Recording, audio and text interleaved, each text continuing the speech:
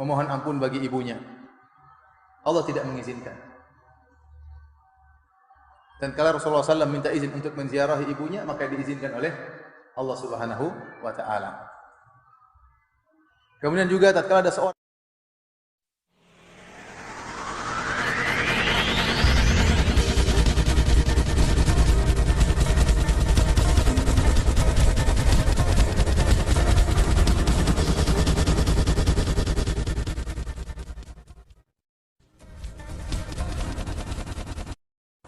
ini pertanyaan,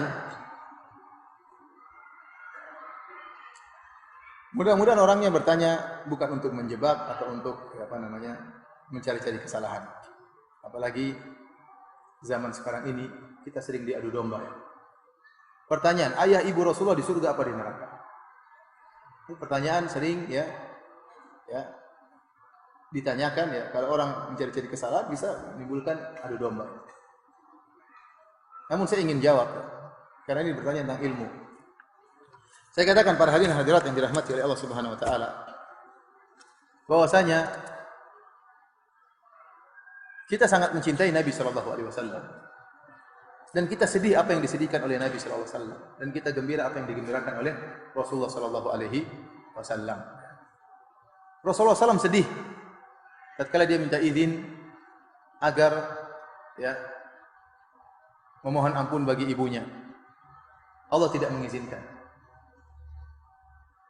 Dan kalau Rasulullah SAW minta izin untuk menziarahi ibunya, maka diizinkan oleh Allah Subhanahu wa Ta'ala. Kemudian juga tatkala ada seorang bertanya kepada Nabi SAW, di mana ayahku? Kata Rasulullah SAW, ayahmu di neraka. Kemudian ini dalam Sahih Muslim, ketika orang itu sedih, kata Rasulullah SAW, inna abi wa abaka finnar. Sungguh ayahku dan ayahmu di neraka. Taib. Masalah ayah ibu Nabi di neraka atau tidak masalah yang gaib. Maka tidak boleh kita mengucapkan tentang masalah ini kecuali dengan dalil, bukan pakai perasaan. Dan Rasulullah SAW telah jelaskan dalam Sahih Muslim bahwasanya ayahnya di neraka jahanam dan ibunya tidak diizinkan agar dia mohon ampun buat ibunya. Apakah kita berani melanggar perkataan Nabi SAW? Saya katakan memang ada sebagian ulama yang berusaha mentakwil hadis ini, mengatakan maksudnya ayahku dan ayahmu di neraka, maksudnya pamanku di neraka, yaitu Abu Talib misalnya.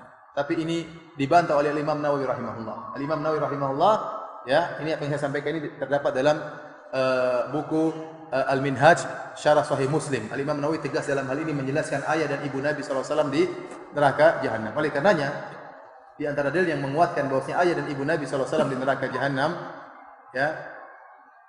bahwasanya Nabi saya tidak pernah mendapati doa Nabi mohon ampun buat ayah ibunya. Antum pernah dapati doa Nabi SAW berdoa, Rabbi ghufirli wali walidayya? Pernah? Ada atau tidak? Padahal sebagai anak yang berbakti dia harus sering mendoakan kedua orang tuanya. Tapi saya tidak pernah menemukan Nabi berdoa, Rabbi ghufirli wali walidayya. Yang ada dalam Al-Quran, bapak ibunya Nabi, beliau berdua adalah ahlul fitrah.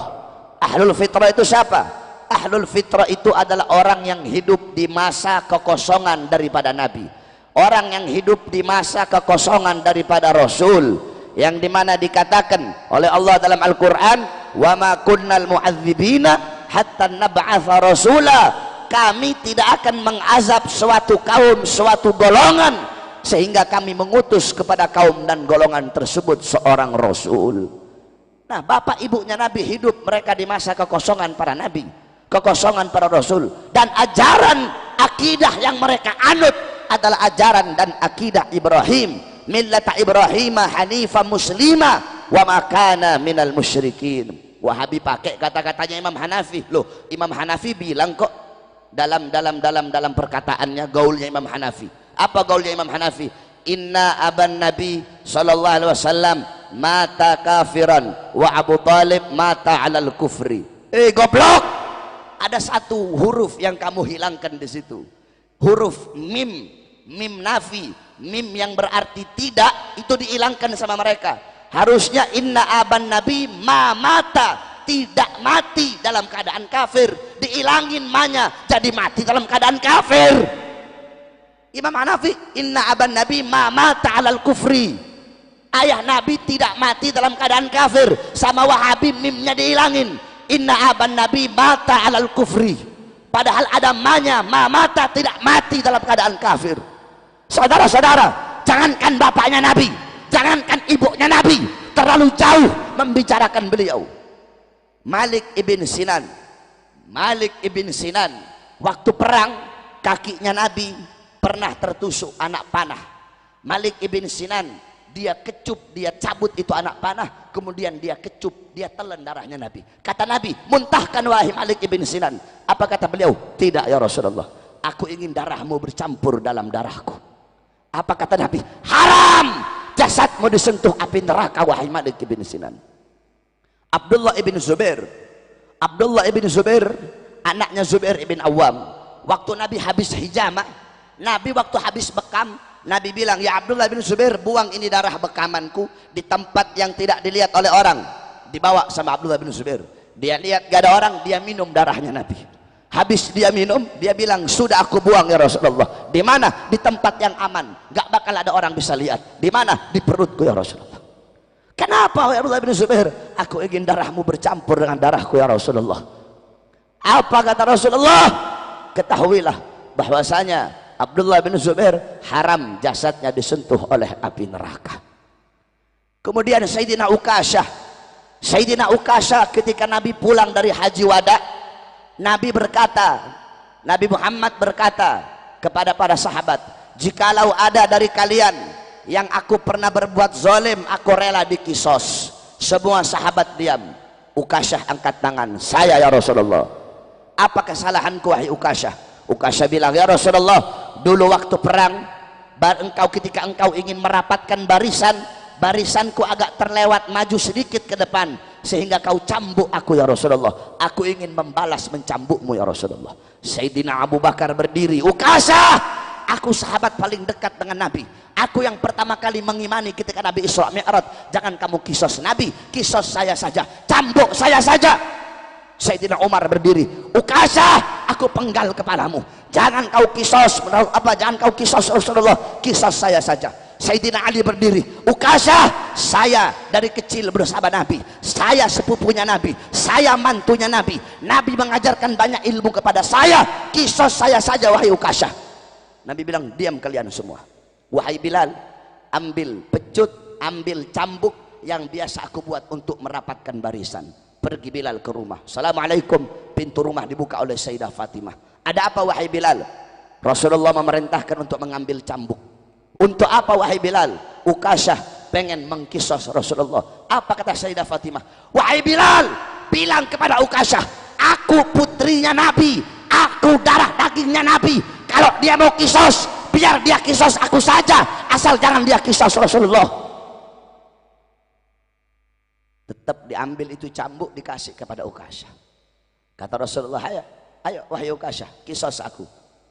Kata Ukasyah, ya Rasulullah, dulu aku dalam keadaan tidak pakai baju, jadi kalau kamu aku cambuk pakai baju nggak adil ya Rasulullah. Buka bajumu ya Rasulullah. Sahabat makin marah. Rasulullah buka bajunya. Ketika dibuka bajunya Nabi, langsung Ukasyah peluk dan langsung dicium perutnya Nabi Muhammad. Ini hanya alasanku saja ya Rasulullah, agar aku bisa memeluk perutmu ya Rasulullah. Apa kata Nabi? Kalau kalian pengen lihat penghuni sorga, lihatlah Sayyidina Ukasyah.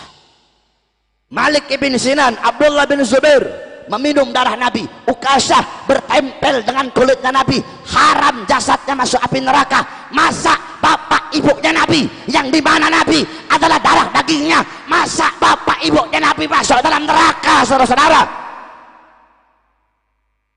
ini nggak masuk akal ini. Kalau bapak ibunya Nabi masuk neraka, berarti api neraka tidak bisa memakan beliau berdua. Kalau api neraka tidak bisa memakan beliau berdua, apa gunanya neraka? Sedangkan Allah tidak akan menciptakan sesuatu yang tidak berguna dan sesuatu yang tua Nabi letaknya di mana? Orang tua Nabi masuk surga. Mana dalilnya? 5. Yang pertama, Nabi itu berasal dari tulang sumsum yang suci, tulang sulbi yang suci. Tak mungkin dia berasal dari yang haram. Muhammad anak Abdullah, anak Abdul Muttalib, anak Hashim, anak Abdi Manaf, anak Qusay, anak Kilab, keturunan Lu'ay Fihir, keturunan Adnan, cucu-cucu Ismail, anak Ibrahim alaihissalam. Nabi yang ngomong, aku dari yang suci, suci, suci, suci, suci. Dari rahim yang suci, suci, suci. Itu satu. Yang kedua, bahwa Nabi mengatakan, inna abi wa abaka finnar, bapakku dan bapakmu masuk neraka. Yang dimaksudnya abi di situ bukan ayahku Abdullah, tapi yang dimaksud pamanku Abu Talib. Orang Arab biasa menyebut paman dengan abi. Begitu jawaban Mufti Syekh Ali Jum'ah dalam kitab Al-Bayan lima yushghilul adhan. 4. Nabi tak diizinkan berdoa di makam. Bukan berarti kafir, karena ada 2 kasus tidak kafir. Nabi tak menyolatkan orang mati bunuh diri, padahal tak kafir. Nabi tidak ikut menyolatkan orang yang banyak utang, tidak kafir. Maka dalil mengatakan Nabi tak solat berarti kafir, batal dengan 2 ini. 4. Ayat lebih kuat. Wa ma kunna mu'azzibin hatta nab'atsa rasula. Kami tidak akan mengazab sebelum Rasul datang. Nabi Isa ajarannya sudah rusak 325. Konstantinopel membuat sebuah konsili, namanya konsili Nisea di Nisea, Turki sekarang. 325. Ajaran Muhammad SAW belum datang. Maka mereka ini disebut dengan Ahlul Fatrah. Allah menyelamatkan mereka, disebut dengan Ahlul Fatrah. Pendapat yang kelima, ada 3 orang di akhirat tidak akan masuk neraka. Mereka berdialog dengan Allah. Orang peka, orang idiot, orang yang belum datang Nabi. Peka, kenapa kau tidak sholat? Aku tak bisa belajar Islam. Kan ada ceramah. Ceramah memang ada, tapi telingaku peka. Yang kedua, orang idiot. Kenapa engkau tidak melaksanakan Islam? Akalku tak sampai. Umurku 25 tahun, tapi otakku 5 tahun, tak naik-naik. Yang ketiga, kenapa kau tak beramal? Nabi belum datang. Nabi Isa sudah diangkat, Nabi Muhammad belum datang. Aku tak tahu Islam. Ahlul Fatrah. Itu pendapat yang kuat tentang ayah Nabi. Atau tidak?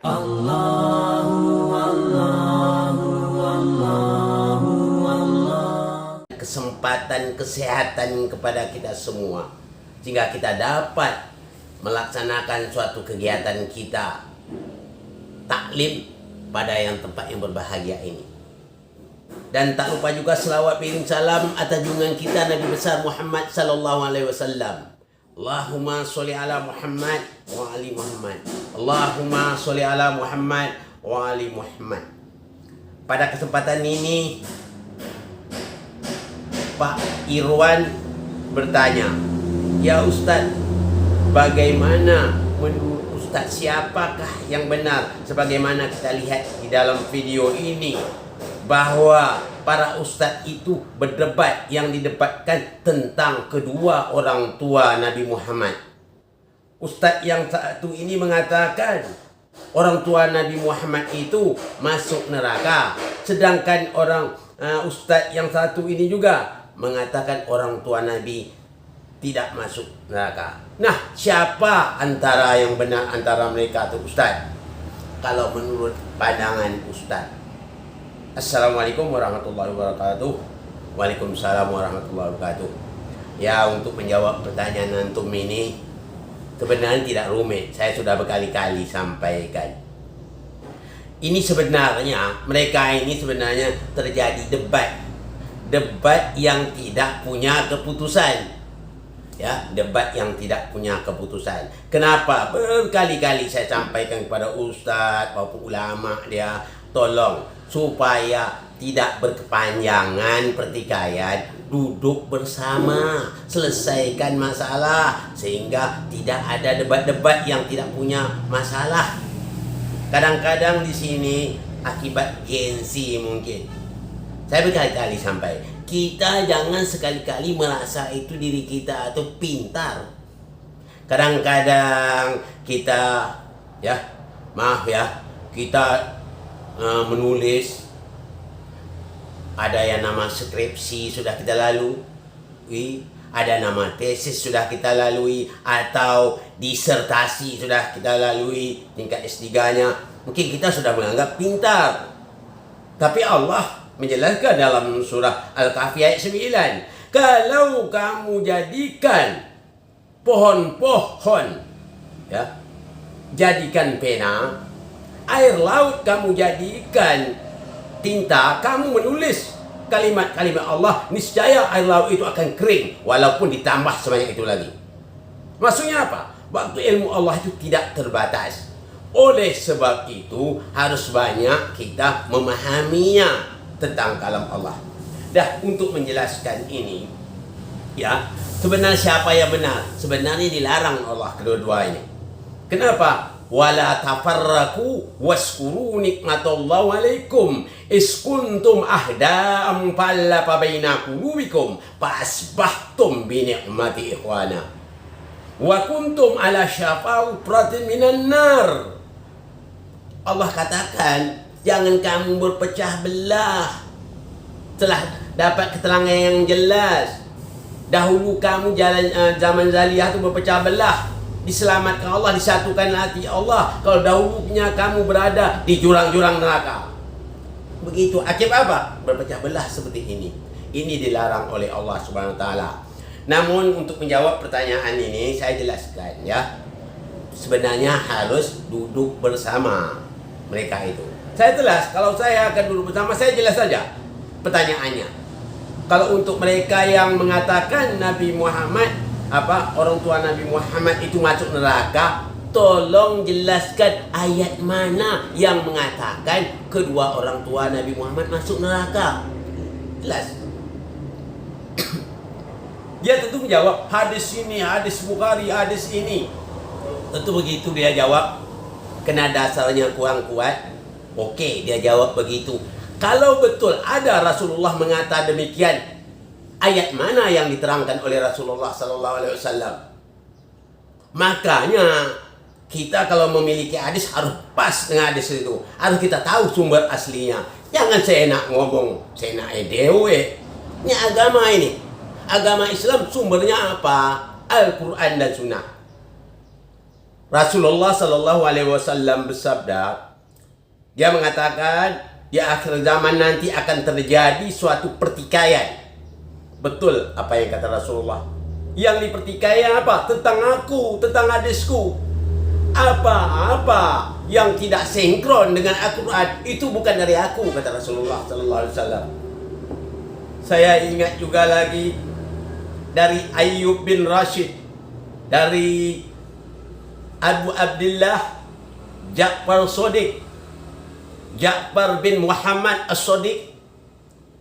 Beliau mengatakan, beliau menerangkan hadis Nabi yang berbunyinya malam yu'fa minal hadisil Quran fahuwa zakro. Itu kata Rasul itu yang dijelasnya. Apabila hadis tidak sinkron dengan Al-Quran, itu adalah pembohong, kata Rasulullah sallallahu alaihi wasallam. Jadi kita harus tahu sumber hadis dari siapa. Tidak ada sumber hadis yang lebih sahih melainkan dari Ahlul Bait Nabi Muhammad sallallahu alaihi wasallam. Itu saya peringatkan. Nabi tidak pernah ngomong melainkan wahyu yang diwahyukan oleh Allah. Bohong kalau Nabi berkata menurut hawa nafsunya. Nabi tidak pernah berkata menurut hawa nafsunya sebagaimana yang dinyatakan oleh Allah Subhanahu wa taala. Surat Najmi itu. Wa yantiqu 'anil hawa wa in huwa illa wahyu yuha.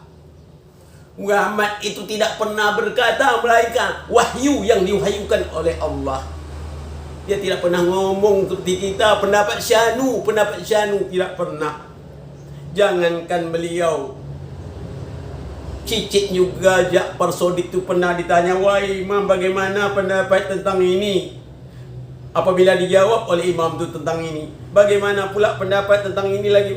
Kami tidak punya pendapat sama sekali, melainkan menurut kakek kami Rasulullah sallallahu alaihi wasallam. Kakek kami juga tidak punya pendapat, melainkan apa yang telah disampaikan oleh Allah Subhanahu wa taala. Begitu kalau kita belajar Islam, jangan semaunya kita. Ya. Kita kalau sudah paham, apalagi kata ulama, harus bisa menyelesaikan masalah umat. Ya. Makanya saya kagum dengan ayah saya menurut pendapat saya, ayah saya lebih pintar daripada profesor yang ada zaman sekarang ini. Dia dulu pernah berpesan, katanya, ya anak, bapak ini tidak bangga kalau kamu memiliki nilai cum laude. Tak bangga. Tapi bangga nantinya kau nak apabila kau mampu menyelesaikan semua problem masalah agama itu. Maksudnya apa? Bukan hanya orang pandai beragama hanya mampu ngomong di mimbar, enggak. Bisa menyelesaikan semua problem masalah agama itu. Segala problem. Jadi kita kalau selaku ulama harus mampu. Jangan kita hanya ngomong saja. Kalau hanya ngomong saja tidak mampu, balik kabur mahtan indallah. Murka Allah kepada kita. Jadi untuk menjawab kedua dari perdebatan itu, ya, yang jelas tidak ada keterangan dan Nabi Muhammad itu, orang tua Nabi Muhammad itu masuk neraka, tidak ada, ya, tidak ada. Kalau ada katanya hadis itu bertentangan dengan ayat Quran. Kenapa dikatakan bertentangan? Nabi Muhammad itu kalau menyelahkan Al-Quran itu yang fungsi hadis. Jadi fungsi hadis itu menyelahkan Quran. Kalau betul kedua ayahnya masuk neraka, ayat mana yang dijelaskan oleh Nabi Muhammad sallallahu alaihi wasallam? Jadi yang pihak yang kedua ini juga dia mengatakan juga dia tidak percaya bahwa orang tua Nabi Muhammad itu masuk neraka, tapi tidak punya dasar yang kuat. Ya, kena sumber itu yang tidak kuat. Makanya saya menghimbau saat ini, mari kita berkumpul menyelesaikan masalah. Jangan ada lagi sengketa di dalam agama ini. Tak ada. Ya, ummatun wahidah, kita umat satu, jangan ada lah. Jangan untuk memangga-mangga diri kita lebih hebat. Aku ni jebolan dari luar negeri. Tak ada. Tak ada jaminannya. Ya, tak ada jaminannya. Yang ada jamin kau betul. Anda merasa hebat. Mampukah diadakan dialog, uji kompetensi? Sanggup? Kalau sanggup, boleh kita uji kompetensi. Siapa yang dikatakan mana yang nampak mutiara, mana yang katakan beling, akan tahu nanti. Ya, kita jangan hanya sekedar mengatakan apa? Kalau kata orang kampung kami apa tuh? Kita yang paling utama apa katanya? Quality. Quality itu yang kita utama, bukan quantity. Jadi kita harus begitu. Jadi untuk menjelasnya, Islam itu hanya sumbernya dua, Al-Quran dan sunnahnya. Bagaimana kita tahu tentang Quran? Itu lewat Rasulullah. Setelah itu apa? Lewat Ahlul Baitnya. Lewat seterusnya. Ya, penerusnya. Wasi-wasinya. Jadi kita harus punya wasi. Untuk yang berikut saya ada yang mengatakan di zaman dia beralasan ada zaman yang senggang itu. Tidak ada Nabi, kata jarak antara Nabi Isa dengan Nabi Muhammad 600 tahun. Berarti risalah tidak ada. Itu salah benar. Ya, risalah tetap ada. Nabi Isa itu mempunyai wasi juga, meneruskan dia. Dia nanti yang menerus sampailah kepada Nabi Muhammad SAW. Kenapa? Alam ini tidak pernah kosong dari risalah Allah. Seandainya kosong, hancur alam ini. Tak lepas. Jadi kita kalau belajar Islam jangan tanggung-tanggung lah. Jangan asal-asal saja hanya ingin mencari titel. Hanya sekedar itu, kita harus punya kompetensi yang kuat. Betul-betul mampu, sanggup diuji. Itu namanya berislam. Kalau hanya sekedar begitu, tak usah lah gitu ya. Jadi untuk berdebat itu dilarang kalau tidak ada keputusan. Tapi kalau mau, namanya surah, musyawarah, berkumpul kita. Di mana tempatnya? Ya, kita adakan surah. Ya. Jadi ada penyelesaiannya. Dari saat ini saya juga tidak mau lagi mengharap ada debat sana, debat sini. Yang penting kalau masalah ini sangat rumit, mari kita surahkan berdasarkan ayat-ayat Allah. Jadi surah itu menemukan mana dalil yang kuat, ya. Jadi kita jangan seperti banyak zaman sekarang ini orang mencari perawi yang paling sahih kata dia.